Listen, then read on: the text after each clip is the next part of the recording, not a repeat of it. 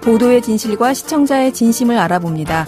YTN 뉴스 FM 열린 라디오 YTN, 저는 프로듀서 김양원입니다.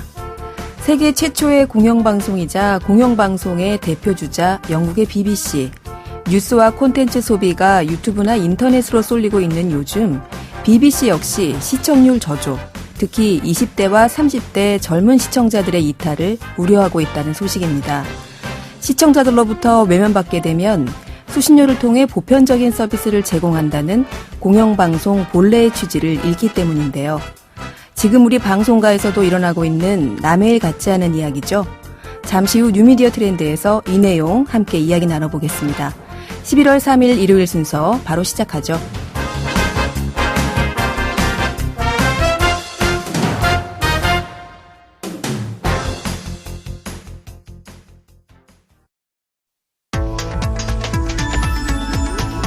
미디어가 전하는 이슈에 대한 다양한 분석과 팩트체크까지 바로 보고 뒤집어 보고 꼭꼭 씹어보기 위한 미디어 비평 프로그램 열린 라디오 YTN. 네, 뉴미디어 트렌드 함께해 주실 분, 콘텐츠를 사랑하는 분이시죠. 뉴아이디의 김조한 이사 나오셨습니다. 안녕하세요. 안녕하세요. 네, 즐겨보는 뉴스 채널이 없다. 지난주 저희가 미디어 비평 시간에 다뤄서 화제가 됐었습니다. 이 기사가. 아, 네. 예, 뉴스를 어떤 채널을 통해서 보냐고 물었더니 이 지상파와 뉴스 전문 채널을 통해서 본다는 응답은 모두 감소한 대신에 유튜브를 통해서 본다는 응답자가 크게 늘었다는 거였어요. 그러니까 이런 현상이 비단 한국에서만 일어나는 현상이 아닌 것 같습니다. 네, 전 세계적으로 공통된 상황이고요. 네. 최근에 이제 아까 말씀하셨던 오프콤에서 발표한 영국 BBC의 사례를 보면 네. BBC 평균 이용 시간이 2시간 33분이라고 해요. 지난해 2018년 네. 전 연령대. 근데 네. 16에서 34세 이용 시간은 1시간 11분으로 평균의 절반도 안 되는 수치라고 합니다. 그리고 2018년에 처음으로 16세에서 24세의 BBC TV 채널 도달률도 네. 50% 아래로 떨어졌고요. 그리고 BBC의 어린이 채널인 CBBS의 시청 비율도 39%에서 34%로 감소를 했습니다. 네. 그래서 웹사이트 사용 시간도 줄었고요. 전체적으로 원래 이제 BBC가 그래서 캐치업 서비스라고 하는 넷플릭스와 비슷한 아이플레이어라는 것도 있거든요. BBC 네. 아이플레이어. 그것도 이용 비율이 아주 높은 상태는 또 아닙니다. 그렇군요. 지난해 기준으로 2018년 기준의 시청률 조사 결과를 발표했는데 하루 평균 시청 시간이 2시간 33분. 네. 더군다나 이제 20대 이하, 30대 이하 젊은 층의 경우에는 여기에 절반에도 못 미치는 1시간 12분으로 그러니까 젊은 층들은 어쨌든 BBC를 안 본다는 얘기잖아요. TV를 통해서 안 보는다고 보시면 될 것 같고요. 그래서 이제 TV에서 어떻게 보면 이런 시청률이 빠지는 거에 대해서 많은 우려들을 하고 있는데 네. BBC만큼 또 이런 TV뿐만 아니라 다른 플랫폼에서 어떻게든 콘텐츠를 도달시키기 위한 노력을 많이 하는 BBC가. 예, BBC가 많이 하고 있어요. 네. 근데 그럼에도 불구하고 이런 어떤 큰 트렌드는 막기 어렵다는 걸 볼 수도 있을 것 같고요. 근데 그런데도 왜 이게 문제가 되냐면 영국의 그 TV 수신료가 네. 굉장히 비싼 편입니다. 아. 연간 한 154파운드라고 해서 그러면 우리나라 돈으로 얼마죠? 한 23만 원, 22만 7천 원, 500원 뭐 연간 수신료가요? 네. 비싸네요. 네, 한국보다 따지면 거의 7배 그러네요. 정도 될 것 같습니다. 이 오프콤이라고 영국의 방송통신 규제기관인데 우리나라의 뭐 방통위에 해당이 되겠죠. 네, 이 오프콤은 이렇게 얘기를 했더라고요. 이러다가 BBC가 한 세대의 시청자를 잃게 될 것이고 BBC의 영향력은 위험에 처할 것이라고 경고를 했어요. 네. 한 세대의 시청자 군을 잃는다. 방송국으로서는 참 무서운 말이거든요, 이게. 네. 근데 BBC는 세계 최초의 공영방송이잖아요. 네. 또 아까 집안에 있는 TV뿐만 아니라 다양한 그 루트를 통해서 노력을 많이 하고 있는 방송사 중에 하나다라고 말씀을 하셨는데 네. 젊은 시청자를 잡기 위해서 내놓은 여러 가지 어떤 방안이 있나요? 오히려 이제 드라마 콘텐츠 제작을 더 많은 투자를 하고 있고요. BBC가요? 네. 그래서 최근에 넷플릭스와의 어떤 파트너십 같은 것도 많이 하고 있습니다. 근데 넷플릭스와 완전 협력을 하는 건 아니고요. 경쟁하는 플랫폼도 갖고 있고. 그래서 BBC 아이플레이어라고 해서 네. 2007년에 나온 서비스예요. 네. 그래서 셋탑박스나 아니면 웹에서 아이플레이어 접속하면 BBC의 방송들을 VOD로 볼 수 있는, 무료로 볼 수 있는 서비스인데 네. 이런 것들을 굉장히 강화시키고 있고 네. 그래서 최근에 넷플릭스와 비슷한 UX로 바꾸면서 네. 시청자들을 계속 끌어들이려고 하고 있고 그럼에도 불구하고 좀 시청자들이 안 보는 경우에는 어떻게든 적극적으로 유통을 해서 네. 넷플릭스든 아니면 경쟁 플랫폼에서도 결국엔 컨텐츠를 자기들이 만든 컨텐츠를 시청자들이 보게 하는 게 어떻게 보면 방송사의 의무라고 생각이 들거든요. 네. 그런 노력을 또 계속 하고 있습니다. 넷플릭스와 경쟁도 하지만 또 넷플릭스를 하나의 자신들의 플랫폼으로도 활용하려고 노력하는 그렇군요. BBC 사용자의 네. 벌써 절반 가까이가 넷플릭스를 보고 있어요. 그래서 그 사용자들이 그러니까 예를 들면 결국에는 TV에서 보지 않는다고 하면 뭐 네. 모바일이든 웹에서든 혹은 그 경쟁 플랫폼에서라도 보게 하는 게 어떻게 보면 중요한 메시지를 전달할 수 있는 미디어의 힘이 있기 때문에 네. 그런 부분에 많이 신경을 쓰는 것 같습니다.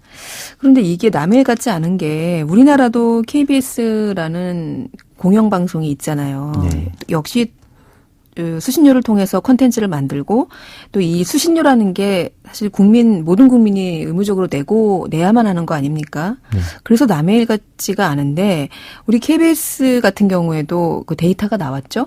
네, 2000년부터 2018년까지 네. 오후 7시부터 11시까지 수도권 시청률 추이를 좀 확인을 했다고 해요. 30대에 대해서. 네. 근데 2000년에 비해서 30대의 시청률은 지금 2018년까지 보면 3분의 1로 떨어졌고요. 20대 시청률은 5분의 1로 급감했다고 합니다.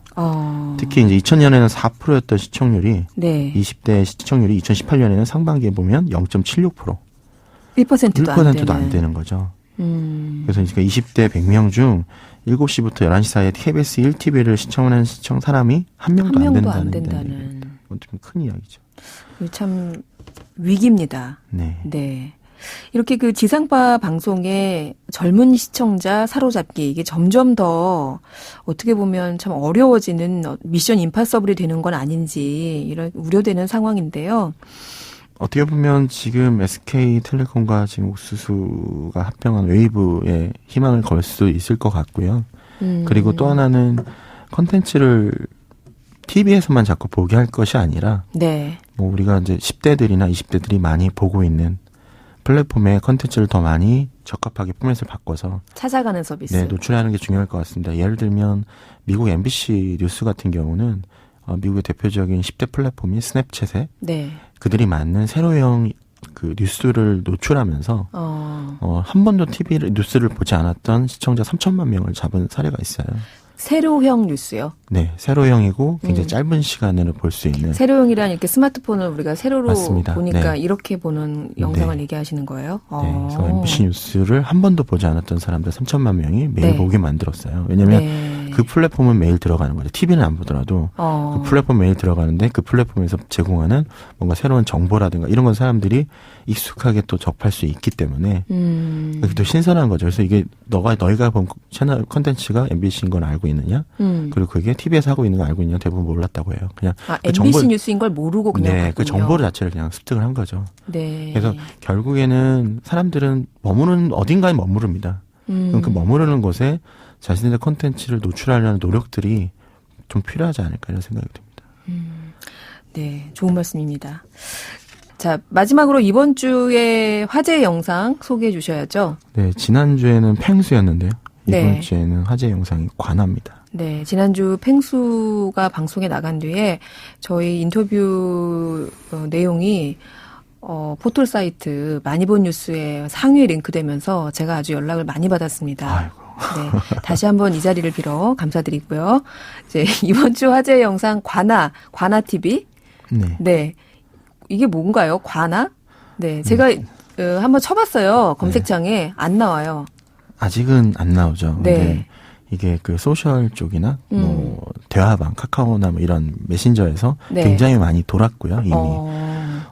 이게 도대체 뭔가에 대해서 사람들이 이제 논의하기 시작했습니다. 네. 뭐냐면 첫 번째 영상이 3주 전에 나온 라볶이에 미친 사람의 인생 레시피라는 거예요. 라볶이에 미친 사람의 인생 레시피. 네, 그래서 그냥 도대체 이걸 뭐 굳이 보면 유튜브 요즘에 영상들이 다 비슷하잖아요. 네. 근데 보면 사람들이 놀라는 거죠. 일단 소리를 켜야 돼요. 그렇더라고요. 음악이 나오고요. 네. 그다음에 요리를 하는 과정이 음악과 결합이 되어 있습니다. 네, 랩을 하시더라고요. 예, 굉장히 리드미컬하고 마치 한 편의 뮤지컬을 보는 듯한 걸 보여주는데요.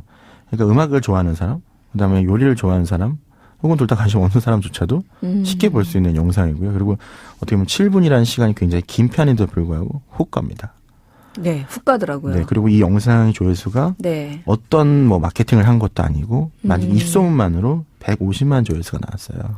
그러게요. 근데 이게 이렇게 어떤 컨텐츠가 보통은 저희가 이제 컨설팅을 하거나 어떤 기획을 전략을 잡을 땐 데일리 컨텐츠라고 해서 매일 컨텐츠가 노출되고 네. 그게 입소문을 만들어서 그렇죠. 쌓이고 예, 쌓여서. 쌓여서 구독자가 모이고 성장한다고 보는데 이거는 네. 한 컨텐츠만으로 100만 조회수가 넘었고 음. 그리고 그 영상을 보자마자 우리나라 주요 MCN 업체인 샌드박스에서 연락해서 샌드박스 소속으로 계약을 했다는 소문도 있고요. 그리고 벌써 영상이 3개 나왔는데 구독자가 15만 명이고 그다음에 돼지고추장 비빔국수, 그다음에 악마의 수프. 악마의 수프는 거의 뭐 하나의 진짜 뮤지컬을 보는 듯한 느낌입니다. 네. 그러니까 악마가 내가 알고 있는 레시피를 알려줄게 하면서 빨간색으로 이제 손을 색칠을 해가지고 네. 그 스프를 만드는 법을 보여주는데요. 네.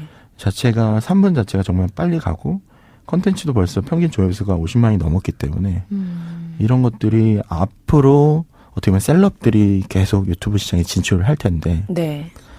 이렇게 이름 얼굴도 없지만 컨텐츠 자체로 이렇게 개성이 강하고 매력이 있으면 충분히 경쟁력이 있지 않을까라는 걸 보여준 사례가 되지 않을까 생각합니다. 네. 지난번 펭수 같은 경우에는 뭐 의도적으로 이게 그 펭수라는 인형탈을 누가 쓴 건지 의도적으로 밝히지 않은 사례였고, 이번에 이 관아TV 같은 경우에는 정말 누군지 모르는 거죠, 그냥.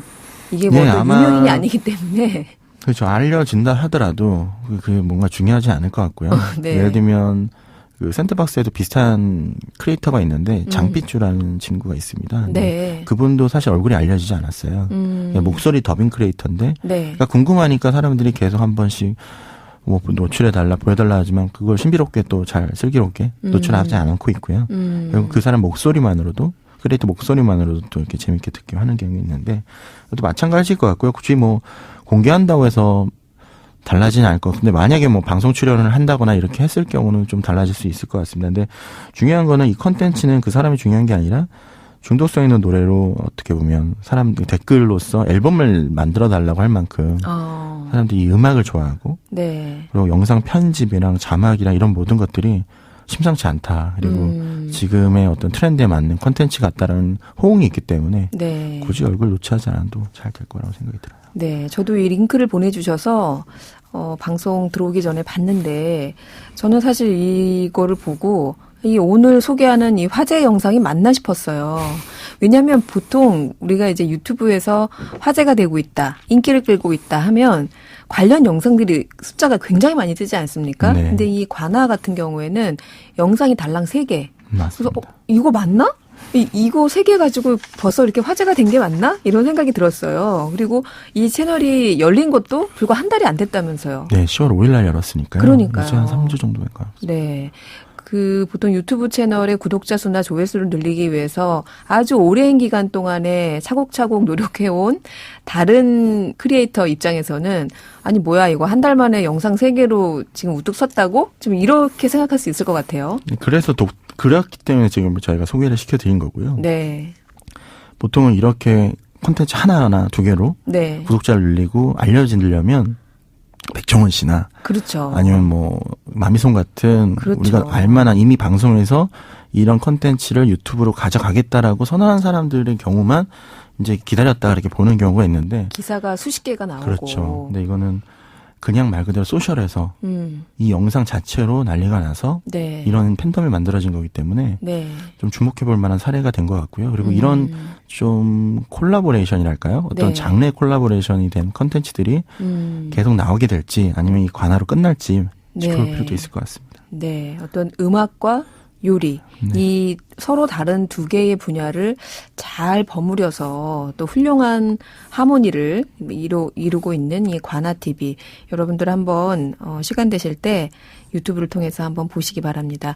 오늘도 흥미로운 컨텐츠까지 뉴미디어 트렌드 말씀 잘 들었습니다. 네, 감사합니다. 네, 지금까지 뉴아이디의 김조한 이사였습니다. 진실을 전합니다. 진심을 다합니다. 시청자 여러분의 목소리에 귀 기울이는 YTN 뉴스 FM 열린 라디오 YTN 토요일과 일요일 저녁 8시 20분에 방송됩니다. 한 주간 YTN 라디오에서 방송된 프로그램들을 모니터링하고 평가해보는 시간입니다. 오늘은 박은하 시청자평가원 나오셨습니다. 안녕하세요. 네, 안녕하세요. 네, 이번 주에는 어떤 프로그램 모니터링 하셨나요? 네, 이번 주는 평일 7시 15분부터 9시까지 진행되는 노영희의 출발 새아침을 살펴보았습니다. 네, 노영희의 출발 새아침. 모니터링 해보시니까 어땠습니까? 네, 먼저 월요일에 진행됐던 국회의원들의 열띤 정치 토론을 다루는 여의도 촌철살인부터 살펴보겠는데요. 네. 네, 1부에서 2부에 걸친 긴 토론이었는데도 약간 뒷부분에는 쫓기듯 마무리한다는 느낌이 있었어요. 다소 의원분들이 이제 정치적인 토론을 하다 보니까 발언이 길어지거나 정리되지 않은 발언들을 하셨는데요. 그 부분에 있어서 진행자의 중재가 필요하다는 생각이 들었습니다. 하지만 그 진행자분께서 핵심을 정리하는 태도가 돋보였는데요. 의원들이 긴 시간 동안 열띠게 토론하다 보니까 다소 이제 두서없이 정리되지 않은 내용들을 발언하는 게 많았는데요. 그때마다 진행자가 요점을 확실히 정리하고 넘어가 주셔서 주장을 이해하는데 어려움이 크게 없었던 것 같습니다. 네, 아침 생방송 시간에 이루어지는 시사적인 주제에 대한 토론이다 보니 늘 그렇듯이 뒷마무리가 조금 두서없이 끝난 것 같다, 쫓기듯이 네. 이런 평가가 있었지만 그래도 진행자의 어떤 정리하는 태도, 내용은 좋았다라고 말씀해 주셨고요. 네. 다음은 어떤 내용인가요? 네, 다음은 23일 수요일에 진행됐던 사건 Y파일에 대해서 말씀드리겠는데요. 이 코너는 최근 사회의 사건 그리고 사고의 진실을 백기종 강력계 팀장님과 2호선 심리상담 전문가와 분석하는 코너입니다. 먼저 이번 주는 청소년 범죄를 분석함으로써 갈수록 증폭되는 청소년 범죄에 대해서 짚었다는 점에서 의미가 있었다고 생각했는데요. 다만 아쉬웠던 점은 청소년 범죄의 처벌이 미흡한 실태에 대해 다소 원론적인 차원의 대안책만 이야기했다는 점이 저에게는 좀 아쉽게 느껴졌습니다. 사태를 막기 위한 법 제도나 그리고 피해자 보호 방법에 대해서 더 구체적인 방안들을 이야기할 수 있도록 진행자가 추가 질문을 했다면 더 알찬 이야기를 담아내지 않았을까 싶었습니다. 네. 다음은 변호사 조찬 파티에 네. 대해서도 모니터링 하셨다고요? 네, 이번 주는 조수진 변호사 그리고 정태원 변호사가 정경심 교수 구속 사건에 대해서 이야기를 나누셨는데요. 네. 네, 노영희 진행자의 법조계 경험과 지식이 바탕이 되어서 질문과 진행이 꼼꼼하고 수월하게 이루어졌던 좋았던 코너라는 생각이 들었습니다. 무엇보다 좋았던 거는 이제 패널들이 조국 사건 관련해서 이해관계가 최대한 배제되어 있으면서도 법에 있어서는 전문가였다는 점이었는데요. 때문에 다른 인터뷰들과는 다르게 조국 사안에 대해 좀 더 객관적으로 파악할 수 있었고요. 관련 혐의에 대해 보다 정확하고 심도 있게 알 수 있었습니다. 이런 부분이 이제 청취자의 코너에 대한 신뢰감을 더 높여주었을 거라는 생각이 들었어요. 네, 진행자인 노영희 변호사 그리고 출연자인 조수진 정태원 변호사 세 분 모두 변호사, 법률 전문가이다 보니까 최근 조국 전 장관의 부인 정경심 교수 등 관련자들의 검찰 수사가 계속해서 이루어지고 있는 상황에 대해서 법률적인 이해를 좀 높여주었다라는 평가신 것 같아요. 네네. 네. 노영희의 출발 새 아침의 이번 주 여러 코너들에 대해서 지금 모니터링 평을 말씀해주고 계신데요. 네. 자, 마지막으로 또 살펴볼 부분이 있을까요? 네, 마지막으로 말씀드리고 싶은 것은 이제 출연자 섭외에 관한 내용인데요. 요새 정치 관련 주목되는 사안 중 하나로 이제 바른미래당의 미래에 대한 이야기가 있잖아요. 네, 바른미래당의 미래. 네. 네. 그 사안에 대해서 이제 의원들을 불렀는데요. 문제는 섭외가 약간 한쪽으로 치우쳤다는 느낌이었습니다. 이제 바른미래당의 내부 갈등 관련 인터뷰가 이제 2번 정도 진행됐는데요. 그 두 번의 인터뷰 섭외자 모두가 비당권파 의원들이었습니다. 때문에 한쪽의 이야기만 들을 수밖에 없었는데요. 다양한 의견을 들을 수 없었다는 점에서 이제 굉장히 아쉬웠던 것 같습니다. 특히 어떤 사안이 이제 갈등 구도이거나 반복해서 그 사안을 다루었다면 양측 혹은 다양한 의견을 다룰 수 있도록 섭외 균형을 맞추는 것이 좋을 것 같다고 생각이 들었습니다. 네, 알겠습니다. 이번 주는 YTN 라디오의 출근길 시사정보 프로그램이죠. 노영희의 출발 새아침에 대해서 박은하 평가원의 의견 들어봤습니다. 오늘 말씀 고맙습니다. 네, 고맙습니다. 네, 지금까지 박은하 시청자 평가원이었습니다.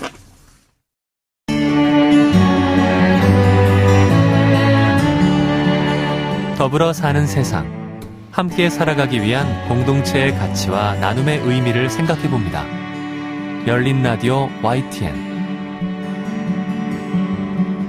열린 라디오 YTN에서 연속해서 다루고 있습니다.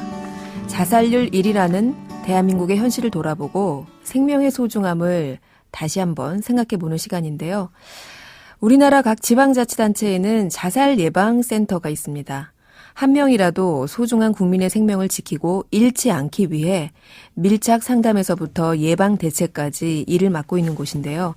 그런데 이곳에서 일하고 있는 사람들은 정작 현장에서 정체성의 혼란을 겪고 저임금 계약직으로 불안정한 고용 상황에 놓여 있다고 합니다. 이렇다면 제대로 된 자살 예방 정책이 실현될 수가 없겠죠. 오늘 이 내용 다뤄보겠는데요. 김동연 한림대 교수 나와 계십니다. 안녕하세요. 네, 안녕하세요. 네, 교수님. 네. 먼저 우리나라 그 지방자치단체의 자살 예방 센터 현황을 좀 소개해 주세요. 네, 우리나라 자살 예방 조직은 중앙에는 중앙자살예방센터 하나가 있습니다. 네. 그리고 이제 지방자치단체에는 그 16개 광역시도에 16개 광역정신건강복지센터 또는 광역자살예방센터가 있고 이름이 좀 다릅니다. 있고요. 그리고 253개 기초지자체에 정신건강복지센터 또는 자살예방센터가 있습니다. 이 광역단위 조직은 2005년도에 서울시에서 처음 생겼고요. 네. 현재는 16개 광역시도에 모두 설치가 되어 있습니다. 네. 근데 이 16개 광역시도 중에 광역자살예방센터로 독립된 기관을 운영하는 곳은 서울, 인천 두 곳이고요. 나머지 지역은 광역정신건강복지센터 내에 자살예방팀으로 있거나 부설기관으로 운영을 하고 있습니다. 네.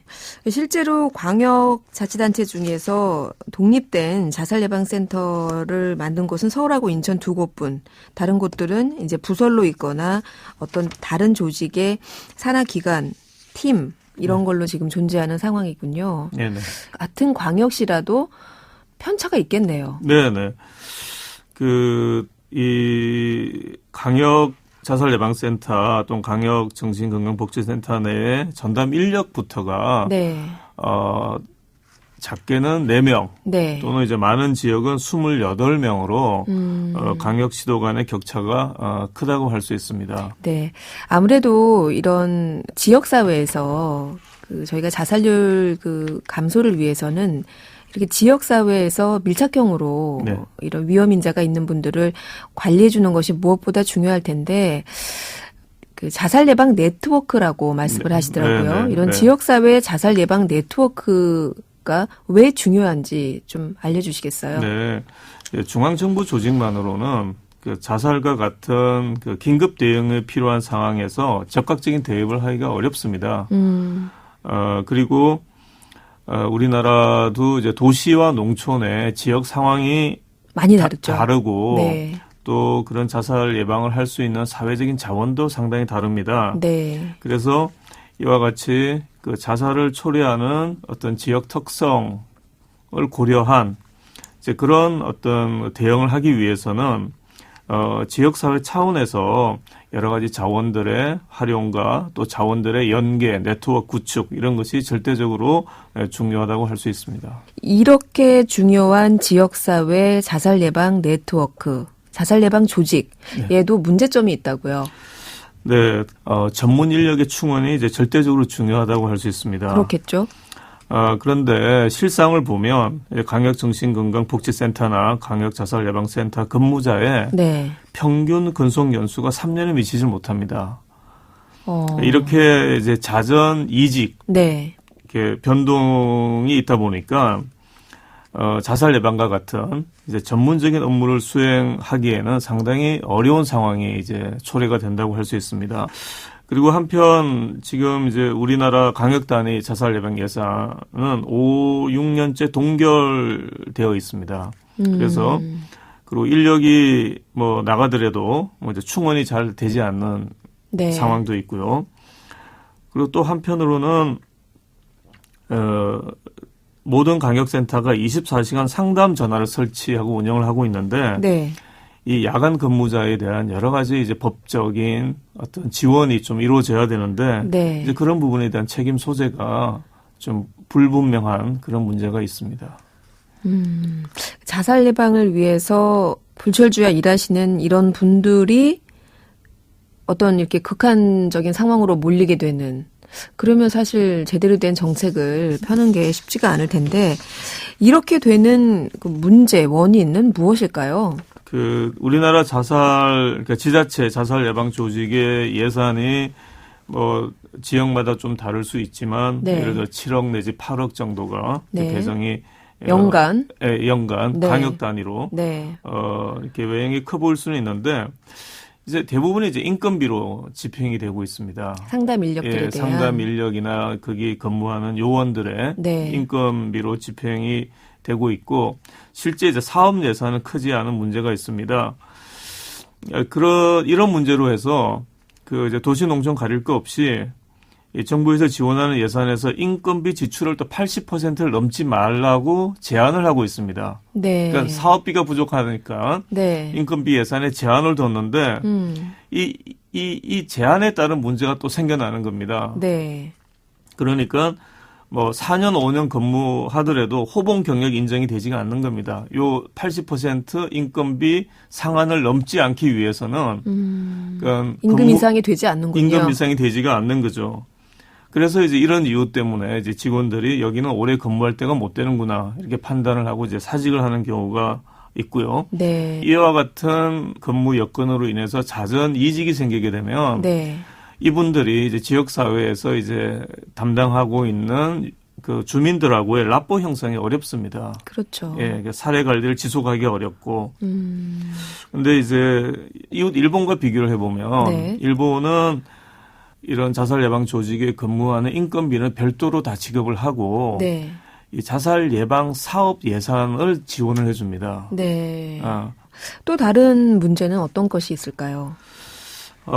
이거는 이제 실제 특히 기초지자체 자살예방센터에서 일어날 수 있는 문제인데 우리나라에서 이제 이런 자살 시도가 있거나 네. 또는 뭐 자해나 타해에 또 위험이 있을 경우에 이제 강제 입원을 하게 되는 이제 규정들이 있습니다. 네. 뭐 자의에 의해서 입원하거나 아니면 이제 그 가족들이 이제 신고를 해서 네. 동의를 받아서 입원하는 경우를 빼놓고 이제 응급 입원이라고 하는 게 있고 네. 행정 입원이라고 하는 게 있는데 이제 응급 입원은 이제 경찰관이 이제 판단을 해서 이제 자살 시도가 있다, 자살을 할 것 같다, 뭐 이런 상황에 대해서 이제 응급 입원 조치를 취해야 되는데 네. 경찰관 분들이 현장에서 고생은 하지만 이분의 자살 시도 상황이나 자살 생각에 대해서 전문적인 판단을 하기는 굉장히 어려운 어렵죠. 상황입니다. 네.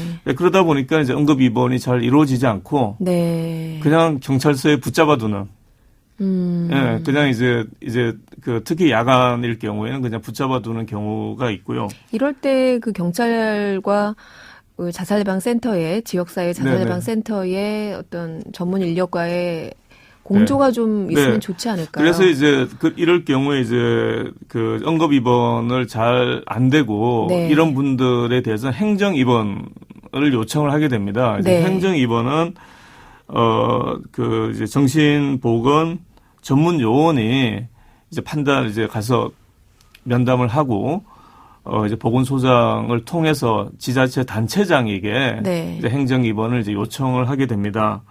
그럴 경우에 이제 지자체 단체장이 강제 입원이 이제 가능하도록 되어 있는 게 행정 입원인데 네. 이때 행정 입원의 기준이 이제 자신이나 다른 사람에게 해를 끼칠 위협이라고 하는 이제 기준이 있는데 네. 사실 이 기준이 적용하기가 쉽지가 않다. 그리고 이제 그 도시 지역은 뭐 시군구 기초지자체마다 이런 전문 요원들이 다 있는데 농촌 지역 같은 경우에는 없는 지역도 있고요. 네. 있더라도 한 분 정도 있다 그러면 겨우. 네. 그 넓은 지역에서 생겨나는 여러 가지 상황에 대해서 지속적으로 대응하기는 상당히 어렵습니다. 그렇군요. 결국에는 이런 문제를 해결하려면 앞서 예산 문제도 말씀을 하셨잖아요. 정부가 좀 촘촘하게 들여다보고 어떤 제도와 예산 투입을 할 필요가 있을 것 같은데 네. 실제로 현장에서 어떻게 보고 계세요? 보다 근본적인 문제는 자살 예방 업무가 공공의 영역이기 때문에 지금처럼 민간 위탁의 양식을 좀 지향하고 준정부 기관 또는 기타 공공기관의 형태로 가야 된다는 의견들도 나오고 있습니다. 네. 이를 통해서 보다 이제 전문적인 인력에 대한 충원이 이루어져야 되고 네. 이들이 안정적으로 근무할 수 있는 여건이 좀 마련될 수 있지 않을까 이렇게 생각을 하고 있습니다. 네. 마지막으로 해외에 이런 정책들, 자살 예방 정책들이 제대로 시행되고 있는 해외의 사례와 비교했을 때 우리는 어떤 부분을 좀 보완하면 좋을까요? 네. 지금 현재 우리나라의 중앙자살예방센터를 포함해서 지역사회 강력 자살 예방센터의 주된 업무는 이제 고위험군 위기 개입, 네. 자살 시도하거나 또는 일반인 대상 교육 홍보 등에 이제 하도록 되어 있습니다. 물론 이 업무는 굉장히 중요합니다. 크라이시스 인터벤션이라고 하는 거는 네. 굉장히 중요한데, 근데 이제 이런 것들이 전부 이제 의학적 모델에 기반해서 이제 개인 대상 우울증 예방 중심으로 이루어지고 있습니다. 네. 흔히 이제 우리가 자살은 개인적 문제가 아니라 사회적 문제라고 얘기는 하고 있습니다. 그렇죠. 그러면은 해결 방향 자체도 역시. 사회적인 대책이 마련이 돼야 된다고 생각을 합니다. 네.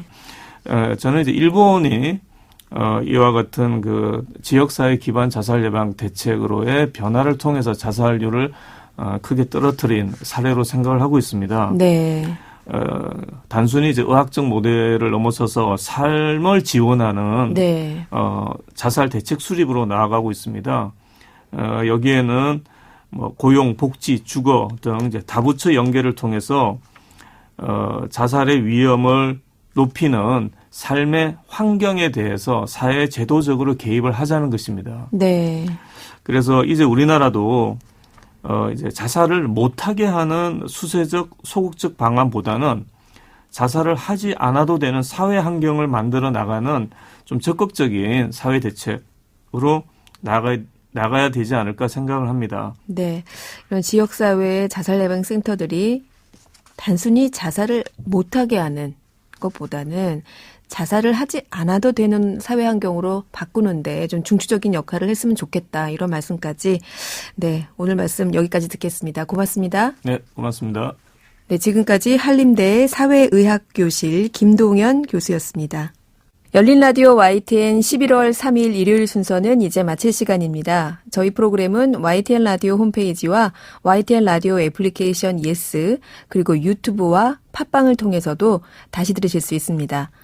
오늘 끝곡으로 로드 스튜어트의 It's a Heartache 준비했고요. 저는 다음 주 토요일 저녁 8시 20분에 다시 돌아오겠습니다. 지금까지 김양원이었습니다. 고맙습니다.